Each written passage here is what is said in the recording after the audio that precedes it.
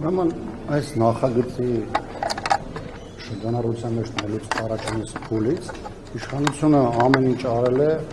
այն ներկայացնելու որպես աշխարհաքաղաքական տարբեր բախումների ենթակա թեմաների համատեքստում։ Անդադ փորձել են այս թեման տանել մեկ Միացյալ Նահանգների, մեկ Ռուսաստանի, մեկ եվրոպական ուղղությամբ ու անհասկանալի անդադ շարժեր իրականացրել։ Այդ հայտարարության տեքստում, նաև արտաքին հարաբերությունների հանձնաժողովում ներկայացրած իր մեկնաբանությունը կարծում որ շատ հստակ ասված է։ Կա պատմական իրողություն, դա հաղթանակի 80-ամյակն է, հաղթանակն է եւ դրանից 80 տարի հետո հաղթանակի նշման միջոցառումները, որին նաև նույն իշխանության տարբեր ներկայացումներ են բարձրագույն մակարդակով ներկայացել։ Հիմա մենք այդ հայտարարության տեքստում արձանագրել ենք պատմական փաստերը, որոշակի ինստիտուցիոնալ կապ ենք տվել անցյալի եւ ներկայի միջեւ, արձանագրումներ ենք արել հայ ժողովրդի վիթխարի մասնակցությունը հայնական պատերազմում եւ առասարակ ֆաշիզմի եւ նացիզմի դեմ տարած հաղթանակում, ընդ որում ոչ միայն սովետական Հայաստանում ապրող հայերի մասին է խոսքը, այլ նախկին սովետական միության հանրապետությունների եւ մեր արցախահայերի եւ նաեւ սովետական միությունից դուրս տարբեր երկրներում իրենց մասնակցությունը բերած հայերը, որովհետև այդ տարբեր երկրներում օրինակ Ֆրանսիայի Միսակ Մանուշյանի մասնակցությունները, որը ով այդ երկրի ազգային հերոսն է եւ այլն։ Այսինքն թեման եղել է ֆաշիզմի եւ նացիզմի դեմ տարված հաղթանակը։ Հիմա իշխանությունը թե հանձնաժողովի նիստում, ու շատ ավելի փոքր մասշտաբով նաեւ այսօրվա լիագումար նիստում անընդհատ փորձում է իր մերժումը արդարացնել լրիվ այլ համատեքստում։ Օրինակ հարցում են ասում են կապը ինչով կարող է տալ Շուշի ազատագրման հետ կապված եւ սրանց 80 տարի առաջ հայնական պատերազմում տարած հաղթանակի։ Ես ավելին եմ ասել եմ ուզում եք ուրիշ կապել կամ Սարդարապատի հետ կապ տամ, որը հայտարարության մեջ չկա։ Օրինակ Սարդարապատում մասնակցություն համարեցել դերևս շատ երիտասարդ Հովհաննես Բաղրամյանը,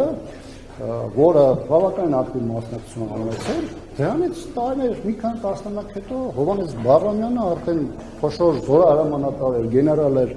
խորհրդային միության մարշալ էր եւ այլն, այսինքն պատմական կապ կա, որը որևէ ձևով չես կարող ջնջել։ Նույնը ինչը վերաբերում է Շուշի, նախ Շուշի ազատագրումը եւ ֆաշիզմի դեմ տարված այդ խորհրդանշական հաղթանակի օրը նաեւ թվագրական առումով ունի նույն օրերն են։ Դրանից բացի ես նաև հանձնաժողովի նիստում ասացի, որ մեծ առումով հայերենական պատերազմի ժամանակ նաև այդ զորահրամանատարների ժառանգն է, չէ՞, տարբեր թելերով նաև կապված։ Այդ մարտական ոգին է, չէ՞, որը մեր ժողովրդի հետ մտած է եղել եւ այլ փուլերում դրսևորվել է։ Այդ հաղթանակը, որը ծիլեր է դնում,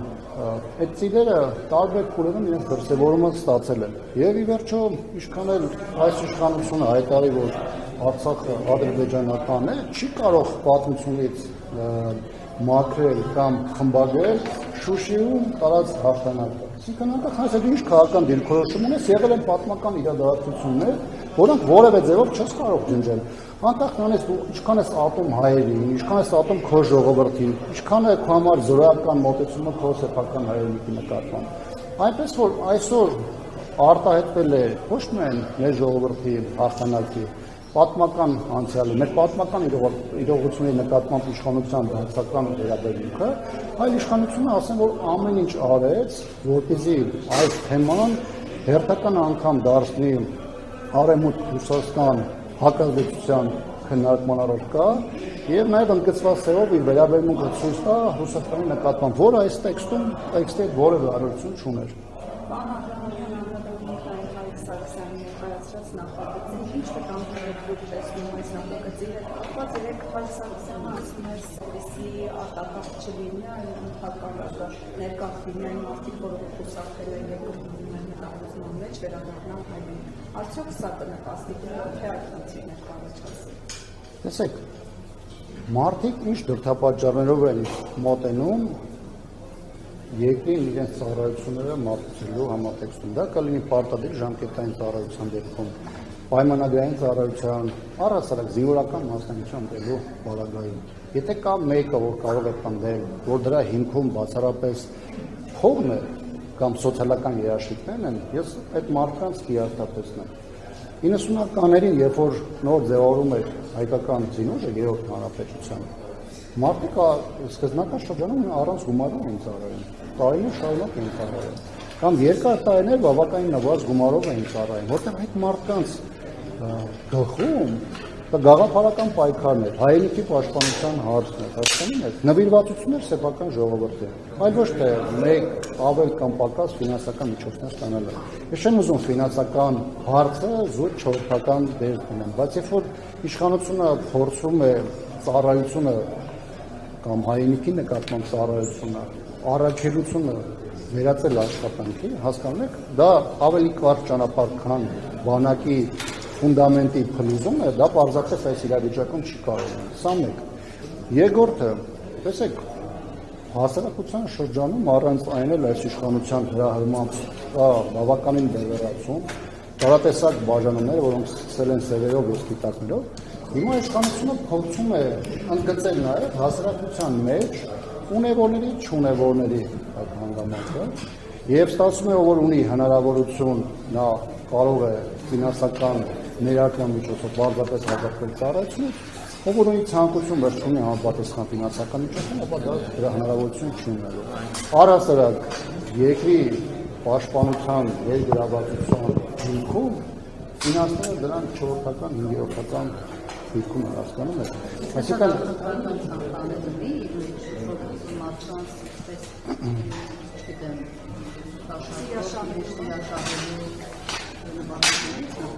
նախընտրական սրա բնույթը մեկ այլ հարցության հարց է, որը այս իշխանության համար ունի կենտրոնական դեր։ Ես ուզում եմ հիշեցնել, որ դեռևս 2021 թվականի մայիսին, դեռևս 21 թվականի արտահայտ ընտրությունների համատեքստում իշխանությունը սկսեց շրջանառել պարտադիր ժամկետային ծառայության կրճատման թեման, որը նախընտրական փուլում բավական ակտիվորեն օգտագործում էր։ Նախորդ տարի 24 թվականի հոկտեմբերին Պաշտպանության նախարարությունը ընդունել է զինված ուժերի կերպափոխման հայեցակարգը, որում նշված է, որ մինչև 27 թվականը պարտադիր ժամկետային ծառայության ժամկետները կրճատվելու են, որը ևս ձեր հարցադրման համատեքստում է։ Հիմա այս փուլում էլ իշխանությունը գնում է այս ճանապարհով։ Այսինքն ամեն ինչ հաշվարկված է, որովհետև այն հիմնավորումները, որոնք նրանք ներկայացնում են այս նախագծի համատեքստում, որևէ առնչություն չունեն մեր ռեալ իրողությունների եւ հետագայում մեծ սպասվելիքի հետ։ Եվ նաև այս տեսանկյունից ուզում եմ նաև անպայման նշել, որ նախագծի ուղեկցող նաև փաստաթղթերը, որոնք նաև հրապարակված են, դուք էլ կարող եք ծանոթանալ, դրանք ներկայացված այդ համեմատությունները, ներկայացված այդ վերլուծությունը խոսում է դեռ հակառակի մասին։ Համալրման հետ կապված հարցը, հասկանում եք, կան այլ հարցեր, նույնիսկ գործող օրենսդրության մեջ, որտեղ կարելի է համալրման խնդիրը լուծել։ Ես ինքս 2 տարուց ավել պայքարում եմ ատեստացիայի համակարգի փոփոխությանը, որտեղ 1-2 գործողությամբ կարելի է էականորեն բարելավել ոչ միայն համակարգը, այլ նաև բերել համալրման գործընթացի աճին։ Կարելի է բերել այն հանգամանքները, որպես հնարավորինս քիչ թվով մարդիկ տարբեր պատճառով դուրս գան զինված ուժերից եւ այլն։ Այսինքն իշխանությունը իր հայտարարած կոռուպցիոն դրսևորումները, օրենսդրությունում եղած սողանցքները նվազեցնելու, դրանց ռիսկերը նվազեցնելու կամ վերացնելու փոխարեն գնացել է դրանց օրինականացման ճանապարհով։ Այսինքն սա նաև ներողություն, սա նաև խոստովանություն է առայն, որ այս 7 տարիների ընթացքում այս իշխանության ժամանակահատվածում ոչ միայն աճել են այդ դրսևորումները, այլ այս իշխանությունը որևէ լուրջ քայլ չի արել դրանք նվազագույն մակարդակին հասնելու համար։ Հիմա չկարողանալով այս ամեն ինչի դեմը առնել, չկարողանալով համակարգը փրկել, իշխանությունը գնում է շատ ավելի վատ ճանապարհով, որը շատ ավելի արագացնելու է այն արատավոր վարկերը, որոնք այսօր առկա են եւ դրսևորվում են։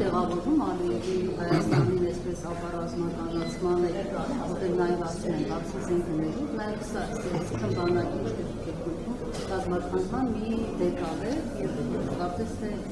դրան է դրվում իշխանությունը։ Անկախ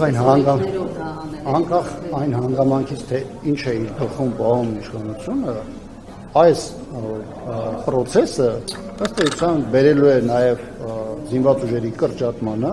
որտեղ տեսեք ֆիզիկական առումով, եթե նույնիսկ լինի աճ, Համարենք, որ մեկ ամսով ծառայողների թիվը պայմանական 200 է, բայց հասկանում եք, մեկ ամսվա ծառայությունը այդ մեկ մարդու հաշվով ոչ իրեն է զինվորական մասնագիտություն տալու, ոչ կարողանալ է զինված ուժերի ընդհանուր փիլիսոփայության մեջ որոշակի քո դերակատարում ունենալ, երկրորդը զուտ ֆիզիկական աճը մեկ ամսով ծառայողների դեպքում, պատկերացրեք 24 մարդու դեպքում դառնում է 24 նոր մեկ լիարժեք ծառայություն։ Այլ այն դեպքում, երբ որ դու մեկ զինվորի վրա 24 ամսվա ներդրում ես անում մասնագիտական առումով եւ 2 տարվա այդ համատեքստում ունենում ես պատրաստված, մասնագիտացված, նաեւ որոշակի փորձառություններ ունեցող զինծառայող։ Երբ որ նրանք ասում են, գիտեք, մենք պայեստազորն ենք մեծացնում, այդ մարդիկ նաեւ պայեստազորում կան գրկվել, մեկ ամիս ծառայած մարդը, որը պայեստազորում է, ոչ այդ մարդը կարող է էֆեկտիվ մարտական հերթապահություն իրականացնել։ Դեռ չեմ խոսում հնարավոր պատերազմական գործողությունների մասին, որի դեպքում միակ բանը, որ կարող է լինել այդ մարդու դեպքում, դա հեշտ թիրախ դառնալն է։ Հասկանում եք։ Հիմա այս ներողություն փայլակ, հեսա վերջացնում։ Հիմա այս համատեքստում ինչ հաշվարկ վերած է։ Նույնիսկ համեմատությունները, որ ուղեկցող փաստաթղթերով ներկայացված է, տեսեք, օրինակներ վերածը Թուրքիայի, Վրաստանի եւ Ադրբեջանի օրինակը, որ տեսեք, այնտեղ ժամկետային ծառայության ժամկետը քիչ է։ Իսկ 80 միլիոնանոց Թուրքիան վերել է եւ համապատասխան մեջ է գրվում 2.5 միլիոնոց Հայաստանի։ Դեռ չեմ ասում քաղաքական նշանակությունը, յուրաքանչյուր երկիր ունի իր սպառնալիքները եւ ունի այն հիմնական սպեկտրը ճակատը, որով մտնում է, գործում է եւ պայքարում է։ Բերել դա պրոյեկտել Հայաստանի վրա, ասել գիտեք, հարևան երկրում, օրինակ Թուրքիայում ժամկետային ծառայությունը ժամկետեցնում է, հասկանում եք, որևէ աղերս չունի տրամաբանության հետ։ Բայց դուք հենց բառը չի հիշում, որ պարտադիր զինվորական ծառայություն է, պարտադիր է հենց դրա մասին է խոսում, եւ հիմա քեշ փողով, հա, դա փոխարինելը որքանով է օրենքի այդ շրջանակներում։ Տեսեք, որպես կանոն հասարակության շրջանում օգտագործում է ժամկետային ծառայությունը, բայց իրական ձևակերպումը իհարկե պարտադիր զինվորական ծառայությունն է, այսօր ես Նրանք տեսել են բազմաթիվ իրավաբանների, որոնք նաև իրավական տեսանկյունից են շատ ավելի մատչելի եւ որակյալ նաև վերլուծություն ներկայացնում այս իրավիճակի հակասահմանադրական եւ հակաօրինական լինելու հանգամանքի մասին, բայց կրկնում եմ, այստեղ ոչ միայն օրենքի խնդիր կա, ոչ միայն այստեղ քաղաքականության խնդիր կա, այստեղ կա գաղափարական բավականին մեծ խնդիր եւ սա ջարդում է այն ողնաշարը, որի վրա հիմնված է մեր զինված ուժերը, այսինքն գաղափարական մոտեցումը, հայրենիքի նկատմամբ ունեցած պարտքի զգացումը, երբ որ այդ ամեն ինչը վերացնում ես ու դա դնում ես բացառապես ֆինանսների վրա, սրանով որևէ խնդիր չես լուծելու։ Մի հանգամանք էլ ասում են, գիտեք, այդ գումարների հաշվին կարող ենք վճարել, օրինակ, չգիտեմ, մեկի դեպքում 2 պայմանագրայինի Իսկ ով է ասում, որ մեր նման ժողովրդագրական վիճակ ունեցող երկրների պարագայում մենք ունենք այնպիսի մեծ ռեսուրս, որ կարելի է ժամկետային ծառայությունը, պարտադիր ժամկետային ծառայությունը կրճատել, դարձնել փողով, ինչպես հասարակության մեջ է ընդունված ասել, եւ մեծ թվով մարդիկ կօգտագործեն այս հնարավորությունը ավելի բարձր գան ծառայություն։ Այն բարեհոգեբանական վիճակը, որը այսօր ստեղծված է մեր հասարակության մեջ, որը ստեղծված է զինված ուժերում, նաև բավականին մեծ խոչընդոտ է ստեղծում նոր մարդկանց զինված ուժերում ներգրավելու մասին։ Մեկ օրինակ էլ ասեմ եւ այս մասով եզրափակեմ, տեսեք, երբ որ հերոս պետական մակարդակով հռչակում է ոչ թե իր հայրենիքի համար կյանքը տված մարդը կամ հայրենիքի համար իր ողջ կյանքը նվիրած, թեկուզ եւ նաև չնահատակված անձը, Երբ որ դա փոխարինում ես հարկ վճարողի մոտեցմամբ, հասկանում ես, այս ամեն ինչը փլուզվում է։ Այդ մարդու հիմնական մոտիվացիաներից մեկը դա նաև հասարակության եւ պետության վերաբերմունքն է իր ծառայության եւ իր առաքելության նկատմամբ։ Երբ որ քեզ քո պետությունը ասում է, որ դու զուտ աշխատակից ես, ու գումարը այսքան կբարձրենք կամ այնքան կբարձրացնենք, դու գնա քո գործ արա, հասկանում եք, այդ մոտիվացիան ամբողջությամբ այդ հիմնական մոտիվացիան դուրս է գալիս, եւ երբ որ ծառայությունը փոխարինվում է աշխատանքով, այն վերաբերում է հայրենիքի պաշտպանությանը, գիտեք, ամբողջությամբ մնացած բոլոր ֆունդամենտալ հարցերը վերանում են։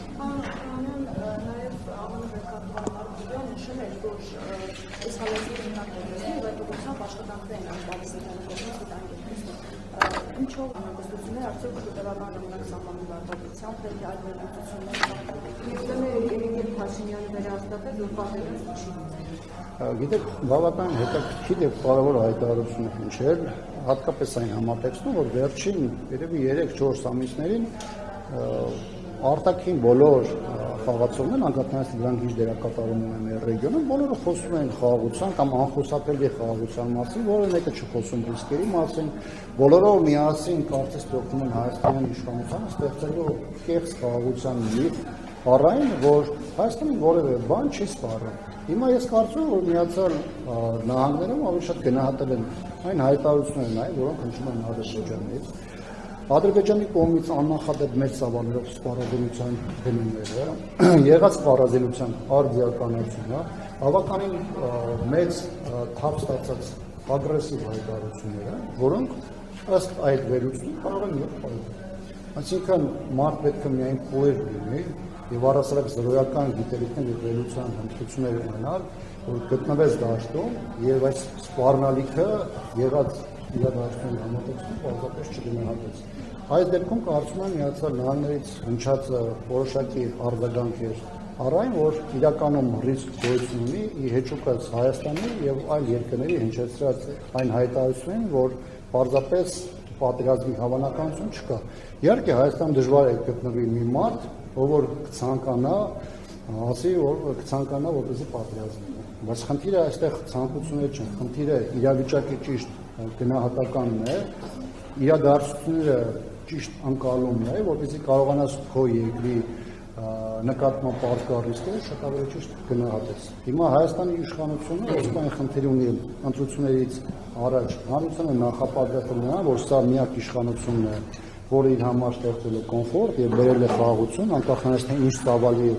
զիջումներ է գնացել, այն պարագայում, երբ որ Ադրբեջանը նույնիսկ հիմա էլ շարունակում է տարածքային հավակնություններ դրսևորել Հայաստանի Հանրապետության տարածքների նկատմամբ,